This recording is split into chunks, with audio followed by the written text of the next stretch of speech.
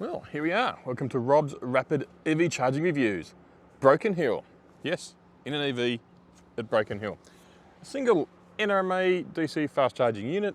So let's go through the list. First up, location.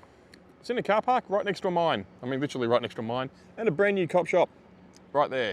So you can feel safe here no matter what time of day or night you're going to be charging. It's on the sort of western side of the main part of town. It's a bit tricky to find because you have to sort of you follow the GPS, it takes you past the car park, but you can't actually see the charger from the street that easily. You have to have a bit of a look. But yeah, you'll find it. If you go to just look for the new police station if you're looking for it. Food.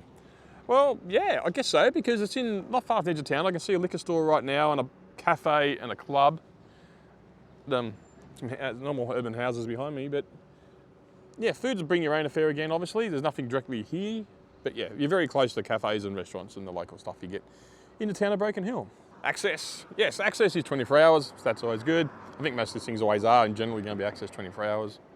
Might actually drop that from the list. Kid friendly. Well, if you want to let them climb around an old mine shaft, then yes. Or if you want to take them for a tour of the police station, then yes. Other than that, there's not much here for kids really.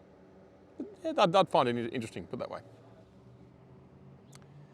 Long vehicle towing, no, it's a single fast charging unit here in the corner of the car park like that, so you can't actually reverse into it with the trailer, which is a bit of a bummer, but you know, what can you do?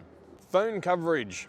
Yes, I do have full service on Optus. I don't know if it's 4 or 5G because I'm connected to the Starlink at the moment, but yes, I do have full service here of whatever 4 or 5G it is, and I do have Optus, so I'm assuming Telstra would be available as well. Bins. Nothing close by. There's a big industrial bin on the other side of the park over there, but that looks to be it, unfortunately. And toilets, well, again, there's like a club across the road there and a pub and a cafe, so you probably find toilets there. There doesn't appear to be public toilets anywhere nearby. I said that last time too at Wilcannia, and the toilets were quite literally right behind me. But yeah, it doesn't appear to be any public toilets, so there's that. Overall, no public toilets means a maximum score of 7, but the fact that it's at Broken Hill, the fact that it's here and it works and opens up this part of the world to EV road trips is a good thing. So 7 out of 10 for Broken Hill.